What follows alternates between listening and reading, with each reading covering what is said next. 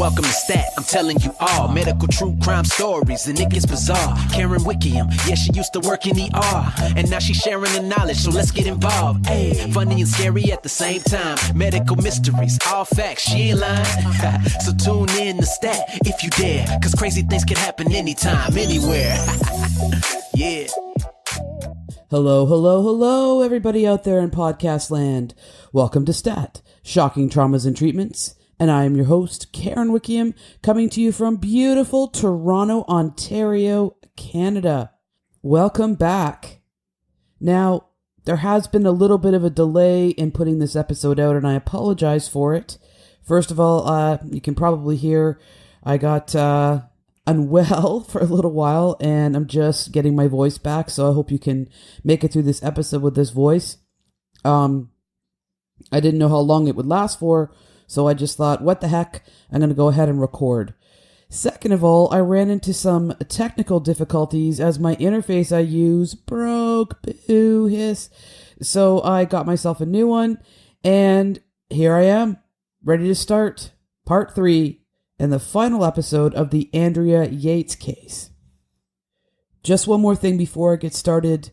I just want to correct a mistake that I made in the last episode.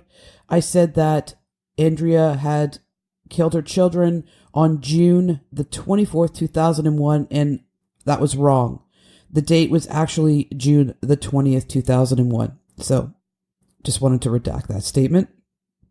I last left off with the 911 call that Andrea made on that fateful day when she drowned all 5 of her children.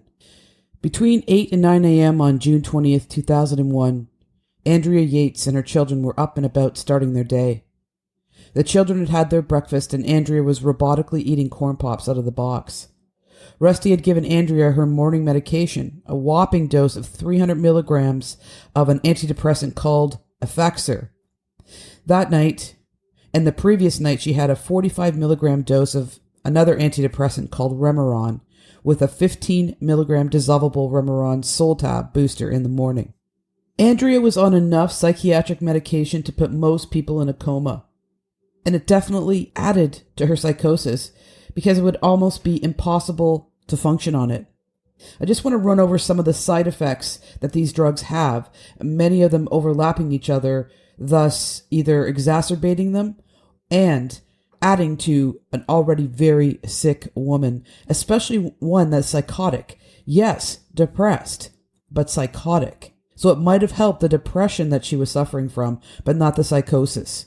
Anyway, here are the side effects. So for Effexor, it's dizziness, nervousness, nausea, headaches, anxiety, insomnia, strange dreams, drowsiness, increased sweating, blurred vision, dry mouth, and seizures. And also for Risperidol, she could have extrapyramidal effects, which are jerky, involuntary motions of the head, neck, arms, bodies, or eyes. More dizziness, tiredness, drowsiness, fatigue, headache, restlessness, anxiety, insomnia, and more nausea, vomiting, and stomach pain on top of that. Wellbutrin, agitation, dry mouth, insomnia, headache, nausea, vomiting, stomach pain, dizziness, ringing in the ears, vision problems or blurred vision, tremor, changes in appetite, joint aches, and seizures, especially at higher doses, which she was at. And the last, Remeron, drowsiness, dizziness, strange dreams, vision changes, racing thoughts, decreased need for sleep, unusual risk-taking behavior, feelings of extreme happiness or sadness, being more talkative than usual, feelings of restlessness and the inability to sit still, blurred vision, tunnel vision, eye pain, swelling, or seeing halos around lights, a light-headed feeling like you might pass out, and changes in weight or appetite. So why did I go through this long list of all these side effects? Because they all cross over. If you think about what her behaviors were and how they affected her, maybe these meds, like I said, exacerbated it, like lack of sleep, nausea, vomiting. She was barely eating. Maybe it wasn't just because she was catatonic. Maybe she legitimately felt really sick. Agitation, restlessness, fatigue, dizziness, nervousness, anxiety, strange dreams. I mean, if this woman was already hallucinating, already delusional? How could the max dosage and overdose of some of these medications not have affected her in some way? If you think about a gushing deep wound, 3 or 4 Band-Aids are not going to stop the bleeding. My opinion is that Dr. Syed's malpractice added to Andrea's condition and possibly exacerbated it. He lied in her medical documents, refused direction or collaboration from the other medical professionals, discharged her early, didn't provide proper follow-up care, and lied under oath. This guy is a scumbag. Rusty left a very sick, psychotic, zombie-like Andrea with his 5 children. Her mother was to show up shortly to help out, but had not arrived yet. In the hour between 9 and 10, Andrea filled up the bathtub like she had on May when little Noah voiced his concern to his grandmother. She then drowned her children one at a time, placing them all beside each other in a bed, and covered them up with a blanket. All except for Noah, who she left floating facing down in the toilet. She then made a 911 call, and afterwards she called Rusty at work. This is how the conversation went.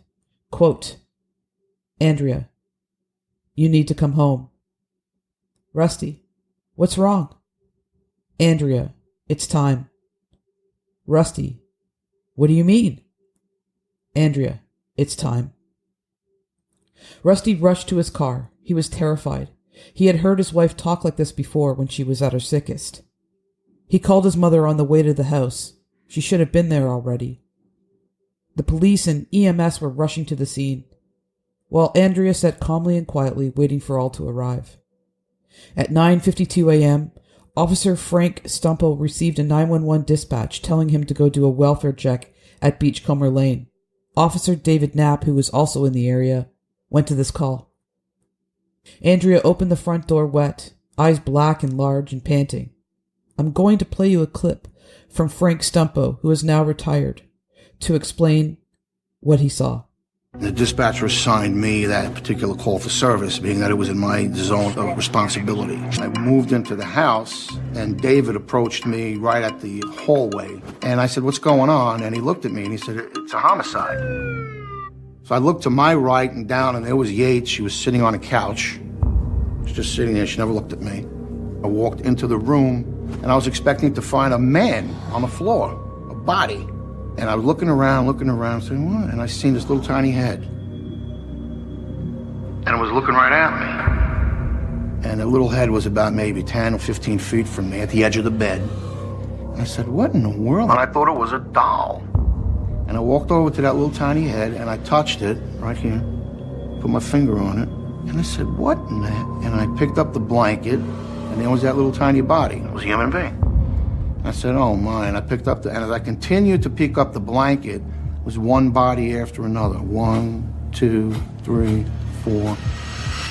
I walked back down the hallway, made a right turn into the bathroom, and there I found the oldest one floating face down in the tub. Another unit, David Knapp, he checked by with me, which is common practice, day shift, it's slow, guys, killing time, helping each other out. And the husband showed up, and he started screaming, Andrea, you finally did it. Andrea, you really did it. She just sat there and just stared at the door with this blank look on her face. It was just like void of anything. But everybody was affected.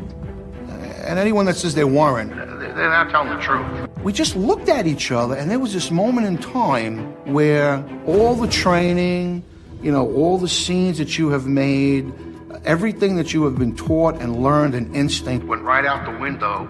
The news media were there in mass. They were there, 50, 60, 70 people. A woman could wipe out 5 of her kids, wipe out her whole family, and become a star. And that's what she was. And I told her that. I says, now you're a celebrity. And I brought her into the homicide division, brought her upstairs, and that was it. I can't even imagine. That clip was from a show called Global Matters, Andrea Yates. Rusty arrived at his home, and it was surrounded by police, EMS, and fire, along with a crowd of reporters and onlookers. He ran to his front door frantic and was told he was not allowed to enter the house. It was a sergeant by the name of David Svan, stationed at the entryway, stopping Rusty from entering. As per Sergeant Svan, Rusty asked in desperation, quote, "What did she do to my kids? What did she do to my kids?" He said his wife had called him at work and told him it was time to come home. His wife told him that she had hurt all 5 of the kids, and she finally did it. I told him all 5 of his children had passed away. He fell to the ground and pounded the ground and began screaming. Rusty was desperate to see his children and hold them and comfort them, and he wanted to see Andrea to ask questions. This couldn't be real. Suzanne directed Rusty to go to his backyard to wait. Rusty saw Andrea through a crack in the drapes, and he started yelling into the glass, "How could you do this? I don't understand." As he crumpled to the ground, more screaming could be heard. And this screaming came from the children's grandmother, Andrea Yates. She had just been told that all of her grandchildren were dead. At 11 o'clock, homicide officers Bob King and his partner, Officer Douglas Bacon, arrived and read Andrea her rights. They proceeded to investigate the house. Andrea was escorted out of the house by a Frank Stumpo and met with a crowd of ravenous reporters.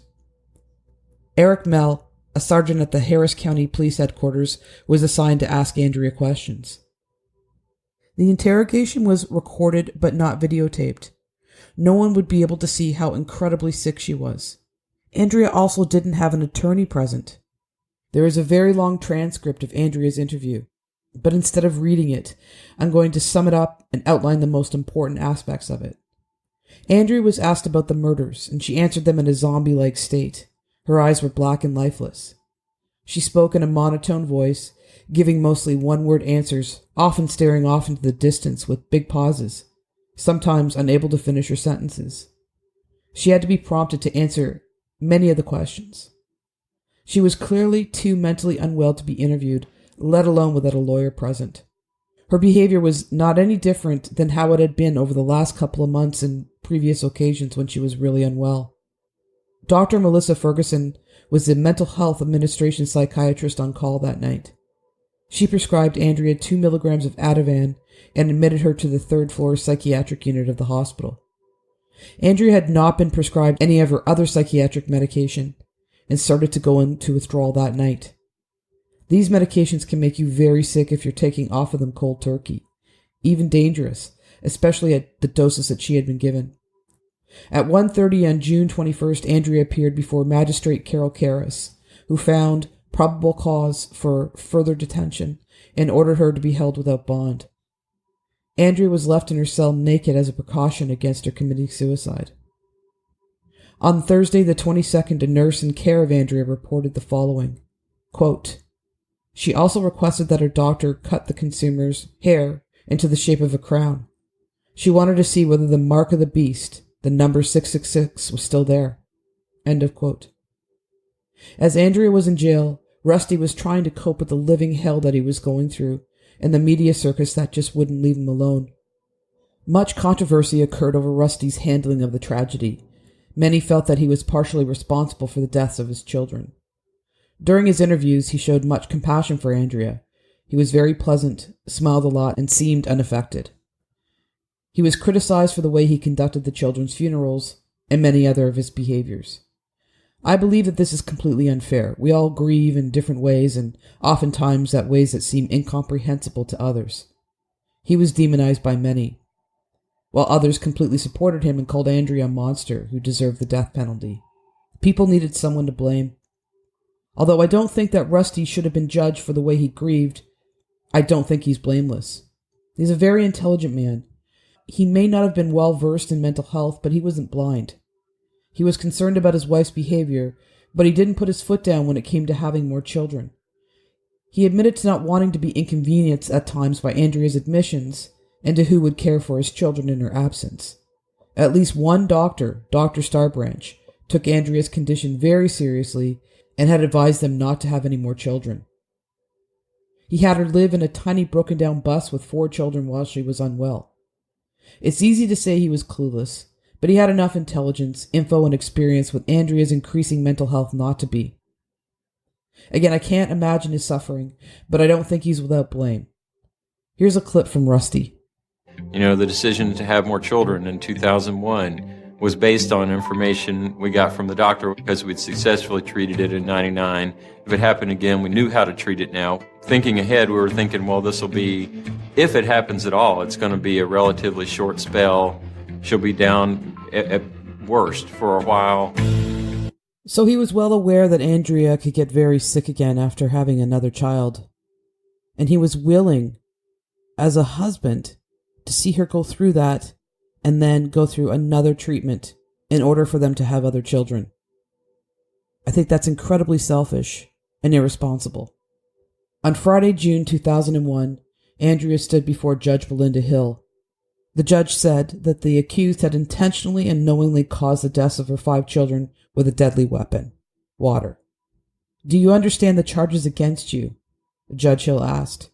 "Yes, ma'am," Andrea answered. The court then determined that Yates was indigent and appointed attorney Bob Scott. Another lawyer, George Parnham, had received a phone call about Andrea Yates' case. The call was from John O'Sullivan, a lawyer who he had worked a murder case with years prior. O'Sullivan had been Andrea's family lawyer for years. George Parnham was asked if he would be willing to represent Andrea, and he agreed. Both George Parnham and his associate William Odom remembered when they first met Andrea and how sick she appeared. Wendell Odom remembers his first visit with Yates. It was the way her eyes looked. They were shark-like eyes, he thought. There were no pupils. He had never seen anything like Andrea Yates before in his life. He had had a lot of clients committed to mental institutions who weren't what you'd call mentally stable. But in his 30 years as a prosecutor and defense attorney, quote, "there wasn't even a close second to Andrea Yates," end of quote. Her hair was totally matted, he said. She's scratching constantly at the crown of her head, which she thought was marked with the sign of the devil, 666. She'd rubbed her head raw trying to get it off. She was mentally ill to the point that we were a sideshow, end of quote. Andrea at one point told lawyers that she didn't need them because she was going to plead guilty. But that didn't deter Parnham and his team. They were going to represent, care for, and support Andrea. Dr. Melissa Ferguson asked Andrea if there was anything else she wanted to share with the Harris County Mental Health Administration treatment team on June 22nd. Andrea said, quote, "I am Satan. You know what I mean. To fulfill the prophecy, Satan must be destroyed," Yates said. "It's better to tie a millstone around your neck and drown in a river than to stumble." End of quote. The children had to be killed because they could not be saved any other way, Yates had told her. Andrea Yates believed that there were cameras in her home, put there by media, to watch her performance as a mother, Ferguson said. She said the cameras had been monitoring her for years. The voices were as clear as you are hearing me right now. She was started on Risperdal. On Sunday, June 24th at 3:30 in the afternoon, Andrea stood naked in her cell, chanting, "Eat, drink, and be merry, because we all shall die," a parable from the Bible. Can you imagine that image of an incredibly ill, psychotic woman standing naked and preaching the Bible? She's so incredibly sick. Dr. Ferguson asked Andrea, quote, "Mrs. Yates, do you know how sick you are?" "I am not mentally ill," and started crying. End of quote. A day later, Yates said she had been having auditory hallucinations, that she heard voices of Satan over the intercom system of her cell. The days leading up to her murders, Andrea said that as her children were watching cartoons, a message was broadcast personally to her that she was a bad mother and her children were eating too much sugar. Sometime before that, when she had gone with her husband to see the movie Oh Brother, Where Art Thou?, a satanic character in the film had told her directly that she had looted him long enough. She was concerned that the children were, quote, tainted and might be retarded, end of quote, and that her children were not righteous because she was evil. They had to die to be saved. Dr. Ferguson suspected her patient was having visual hallucinations in jail as well as hearing voices. Andrea later confirmed that the visual hallucinations were of men on horseback and teddy bears and ducks all pouring out of the cinder block cell walls.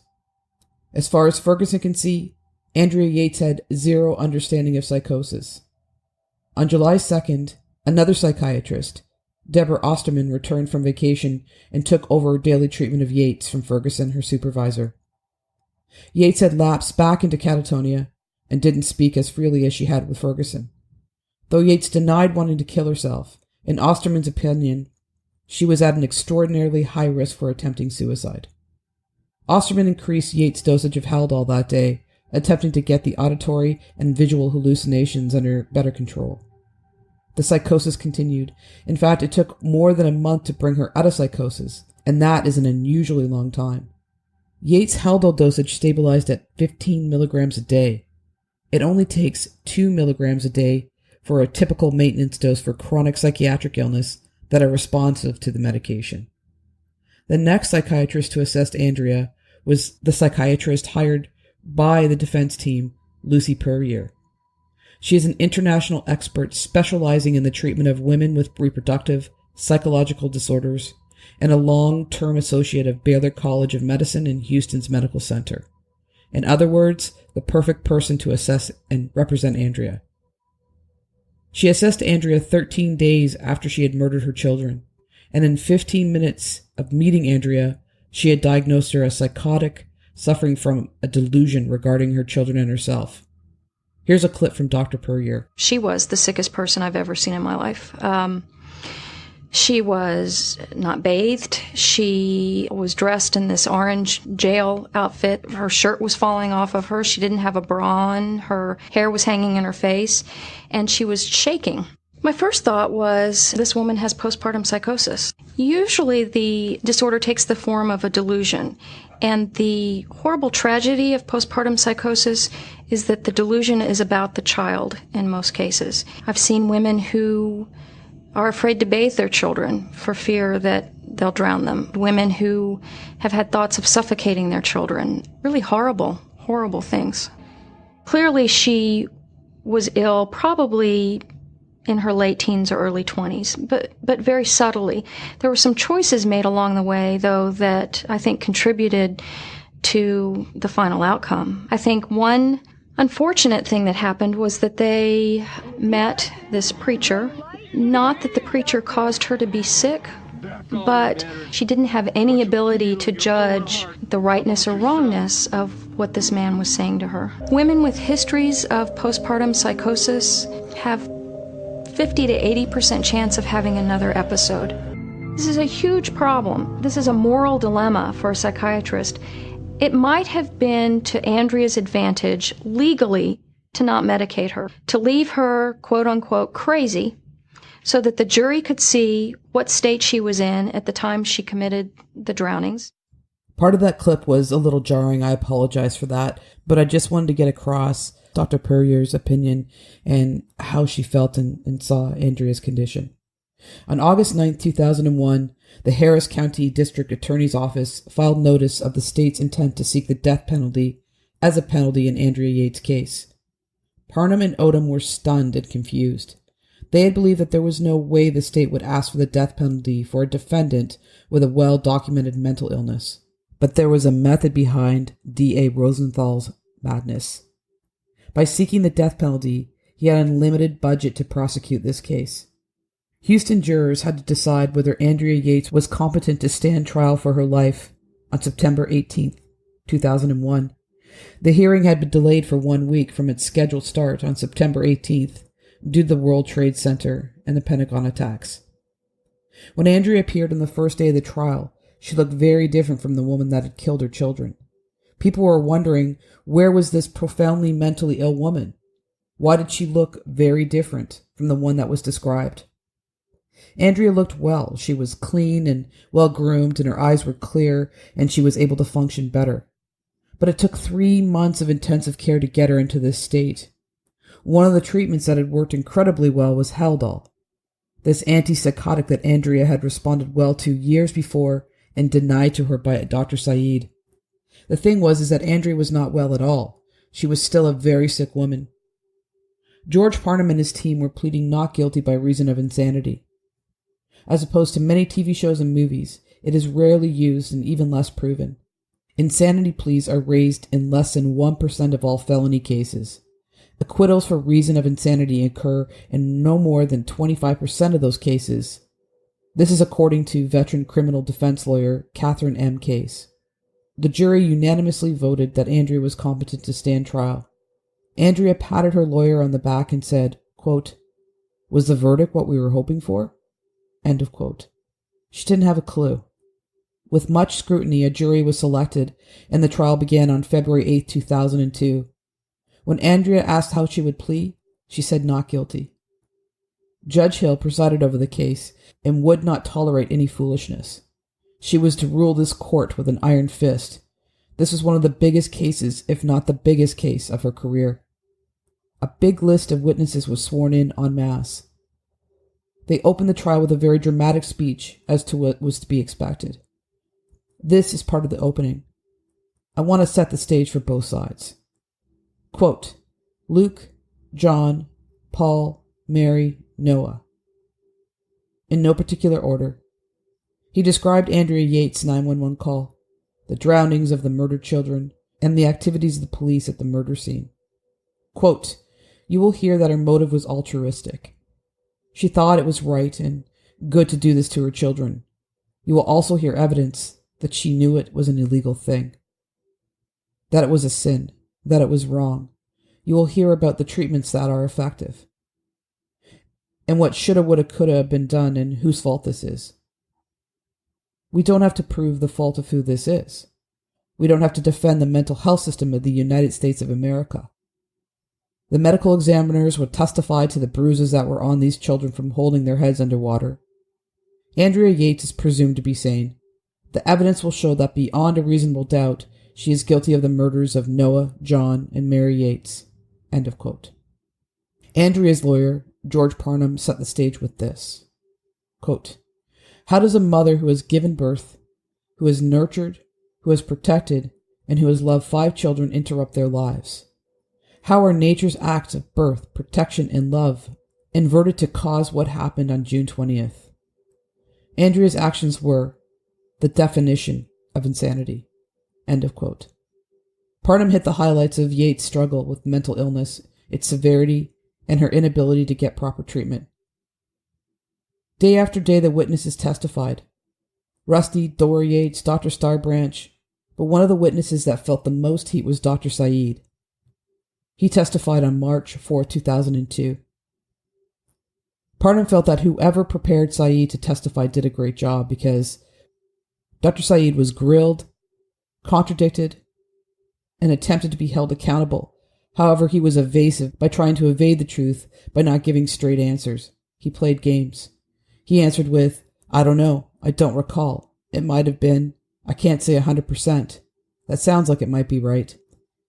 Really vague answers coming from a professional who dealt with the health and well-being of mentally ill patients. He was questioned about whether he had made contact with Dr. Starbranch. He said, quote, I don't recall having made contact. However, I recall that I made attempts to call her on at least a couple of occasions. End of quote.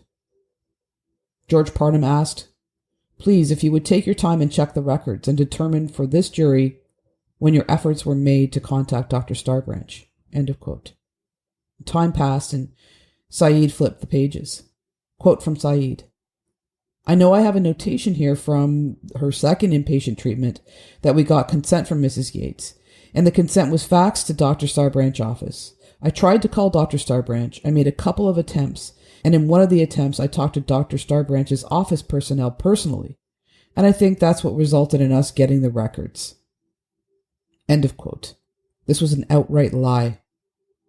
Parnham asked, quote, all those efforts you expected occurred relative to the second stay beginning on May the 4th, is that correct? Saeed, that's how it's documented. Parnham, there are no records that would indicate any attempts made by you or your office staff to contact Dr. Starbranch between the dates of March 31st up until May 9th. Saeed, it appears to be so. The truth seems to be that he refused to consult with the only psychiatrist that was able to get any positive results with Andrea, that being Dr. Starbranch. This is further indication that Saeed mishandled Andrea's case with gross misconduct. So these are the other things that he did.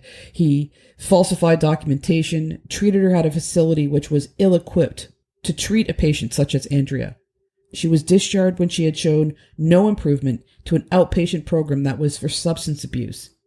I'm going to go out on a limb to say that Saeed played a significant role in the events that led up to the murders of the Yates children. The other psychiatrists that testified were Dr. Park Dietz for the prosecution and Dr. Philip Resnick for the defense.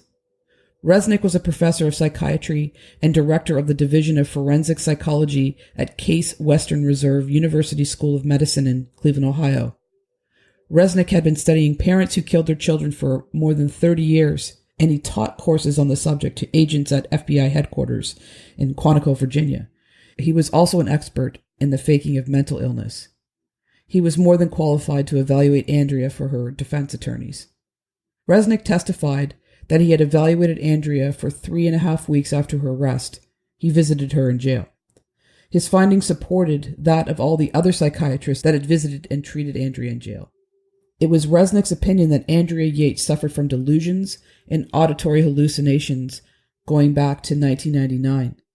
He diagnosed her with a combination of schizophrenia and clinical depression. Every mental health professional familiar with Yates, including Resnick and Dietz, agreed that she suffered from a severe mental disease on June 20th when she killed her children. In Resnick's opinion, even though she knew it was against the law, she did not know right from wrong and did what she thought was right in her psychotic state. Resnick really fought for Andrea's innocence. Here's a clip from him. Cacodemomania. It's literally believing one is possessed by a demon. And it is a known phenomenon that occurs in people with religious delusions. Once she became psychotic, it tied in with her religious beliefs at the time. The psychiatrist for the defense, Dr. Dietz's argument for Andrea's guilt was this. He agreed that Andrea was severely mentally ill with schizoaffective disorder, which is a combination of another mental illness like depression or bipolar with schizophrenia, and in Andrea's case, depression. He did not believe that she was suffering with postpartum psychosis. He believed that the stress of her living conditions since 1999 had a cumulative effect, and Andrea had killed her children in the resentment and desperation. He stated that nothing in the hospitals or any other admission indicated psychosis or hallucinations.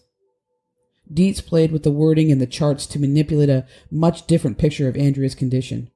In fact, Dr. Starbranch testified that Andrea was in the top 5 most mentally ill patients that she had cared for, and the most difficult to get out of psychosis. Dr. Starbranch felt that ECT, or electroconvulsive therapy, would be the best way to treat Andrea. She said, quote, "I think it was a very appropriate treatment to recommend, and tragic that it wasn't provided, because all of those conditions can lead to catatonia, and not eating and not sleeping and not taking any fluids. When you're looking at a life-threatening condition, which it was, you consider ECT." End of quote. ECT is often seen as scary and barbaric, but it sounds like it's very effective in extreme cases such as Andrea's. It is used if all other treatments had not worked, and it is done in a very humane way now under sedation and a very controlled environment. Dr. Starbranch consulted with 2 other psychiatrists and one who had specialized in ECT. Both doctors recommended it. Dietz suggested that both Andrea and Rusty had refused it. The fact was that Andrea was in no condition to make an informed decision, and it was Rusty that had refused it. And this is when Dr. Starbranch decided to try Haldol, and thankfully it worked. If only Andrea had continued to be treated by Dr. Starbranch. Dietz's testimony was full of inconsistencies and mistruths. He testified that he thought she was a non-compliant patient who created problems that led to a spiteful murder of her children. A very common aspect of severe mental illness is being non-compliant with treatment. It comes part and parcel with the illness and the inability to make clear and logical decisions, especially if they are psychotic or have religious-driven delusions. Dietz also tried to argue that Andrea was mentally ill before the murder, but was aware of what she was doing when she killed her children, and that her motive was not to save the children from Satan, but rather acting out of spite. It was the killings themselves that had driven her crazy. After the fact, but not before. Now, something very controversial started around this point. Dietz had been a consultant on the show Law and Order, and Parnham asked him under oath, "Have you been a consultant?" Dietz answered, "2 of them." Parnham, "Okay, did either of them deal with postpartum depression or women's mental health?" Dietz, "As a matter of fact, there was a show of a woman with postpartum depression who drowned her children in a bathtub and was found insane, and it was aired shortly before the crime occurred." End of quote. He had flat out lied. There never was an episode ever made even close to this. He used this strictly to manipulate the jury. He lied under oath as well. When they finished with Dietz, Dr. Puryear was brought back to rebut Dietz. Dr. Puryear did her best to shoot down all of Dietz's ridiculous banter. On March 12th, 3 weeks after the testimony, the jury was set to hear final arguments. They lasted 2 hours, and then they were sent to make their decision, and it only took 3.5 hours to make that decision. Judge Hill read the verdict out loud. Quote, "We, the jury, find the defendant, Andrea P. Yates, guilty of capital murders as charged in the indictment." End of quote. It was now time for the jury to decide one of 2 things: death by lethal injection or confinement to the Texas Department of Criminal Justice for life. In the meantime, author of one of the books I've used for reference, Susan O'Malley, and the book being Are You There Alone? The Unspeakable Crime of Andrea Yates, looked into the existence of this so-called Law and Order episode, and she convinced Stephen Long of the New York Post, who had been covering the case, to look into it. As to what happened next, I'm going to take an excerpt directly from the book to explain it. Long interviewed Dick Wolf by phone. Dr. Dietz was mistaken in his testimony. There had been no episode of Law and Order similar to the Yates crime. Quote from Parnham. "We asked the court to consider a motion for mistrial. There was no testimony in the course of this case concerning an objective blueprint for a plan to be tried and acquitted, other than the testimony about the Law and Order episode. We do not believe that the jury can, at this point, segregate what they already know. Harm has already been done." End of quote. The judge disagreed. She denied the motions, but directed that Parnham present a stipulation to the jury. The stipulation revoked Dietz's early testimony and added new testimony to record that no episode of Law and Order, Criminal Intent as described, was ever produced for the Law and Order television series. With this new information, the jury had a decision to make. It seems like the update softened their apparent hard stance, and on March 15th, 2002, at 1:40 p.m., after a 35-minute deliberation, the jury returned with a verdict of recommending a life sentence. The judge upheld this recommendation. On April 3rd, 2002, George Parnham and Wendell Odom filed a 1-page notice of appeal of Andrea Yates' conviction and sentencing March 18, 2002, for the offense of capital murder. In April 2002, Andrea Yates' mother, brothers, Brian and Andrew Kennedy, and Harris County residents filed a complaint against Dr. Saeed with the district attorney, Rosenthal. The complaint alleged that Saeed improperly managed Andrea Yates' medications and discharged her from Devereaux while she was still delusional. Quote, "We feel that Dr. Saeed's actions of excessive, harmful treatment and the lack of action to warn about endangerment of children made him negligent in his duty to protect children." End of quote. Senior prosecutors investigated the allegation and found Saeed not criminally responsible in the children's drownings. The statute of limitations for civil suit against Saeed expired in June 2003. Dr. Saeed received no punishment for his abhorrent conduct. He carried on with his career without even a slap on the wrist.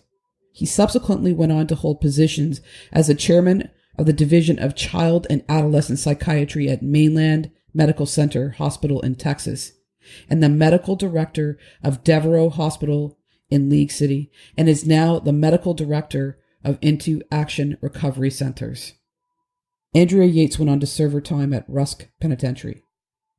On October 20th, 2002, Andrea's prison psychiatrist had tapered her off the antipsychotic medication Haldol. He began increasing her dose of antidepressant Effexor in anticipation of the holidays. Andrea's letters to Rusty and to her friends Debbie and Bob Holmes began to ramble.